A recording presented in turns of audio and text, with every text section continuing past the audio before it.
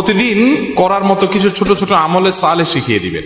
প্রতিদিন করার মতো প্রথম আমলে সালে হলো 5 ওয়াক্ত নামাজ সময় মতো ধীরে ধীরে আদায় করবেন। এর চাইতে বড় কোনো আমলে চলে না। এই একটা যদি করেন আর ছোটখাটো কোনো আমল নাও করতে পারেন, বড় গুনাহ থেকে বেঁচে থাকেন, ইনশাআল্লাহ নাজাতের পথ অর্ধেক সুগম হয়ে যাবে।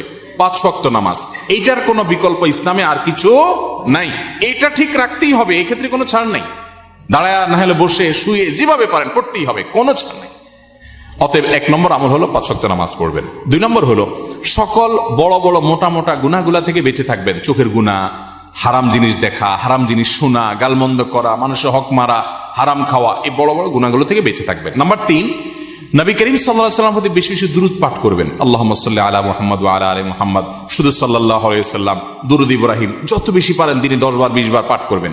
নাম্বার 4, ইস্তিগফার বেশি বেশি করবেন। আস্তাগফিরুল্লাহ ওয়া আতুবু ইলাইহি, আস্তাগফিরুল্লাহ ওয়া আতুবু ইলাইহি, আস্তাগফিরুল্লাহ আল্লাযী লা ইলাহা ইল্লা হুয়াল হাইয়ুল কাইয়্যুম, এরকম ইস্তিগফার পড়বেন। নাম্বার 5, যেই কোনো কাজ করবেন, এই কাজগুলোর পাশাপাশি কোরআনে কারীমের তেলাওয়াত প্রতিদিন একটু একটু করে করবেন। বিশেষ করে সূরা ইখলাস, কুল হুয়াল্লাহ সূরা একবার পড়লে 3 ভাগের কোরআন 3 ভাগের 1 ভাগ পড়ার সমান সওয়াব হয়। অতএব আপনি চাইলে কয়েক মিনিটের ভিতরে পুরো 1 খতম কোরআনের সওয়াব পেতে পারেন। বিশেষ সূরা ইখলাস পাঠ করবেন।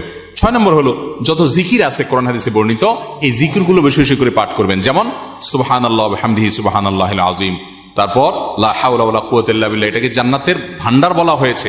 তারপর আপনার দুরূদ ইব্রাহিমের পাশাপাশি অন্যান্য সাধারণ দুরূদ তো পড়বেনই।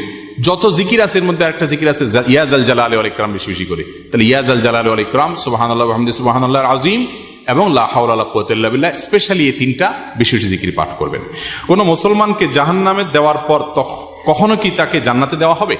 খুব গুরুত্বপূর্ণ একটা প্রশ্ন। একটু আগে যে গোষ্ঠীর কথা বলছিলাম, যারা আমাদের নবীজির হাদিসকে অস্বীকার করে, তারা শুধু কোরআন দিয়ে চলতে চায়। শুধু কোরআনে এত ইনিশিয়েট দেওয়া আছে যে এটা দিয়ে সে চলতে পারবে না। শুধু কোরআন যদি দিয়ে চলতে চায়, কোরআন তারা আমাদের নবী থেকেই পাইছে, এখন নবীর কোরআনটা মানবে, হাদিসটা মানবে না।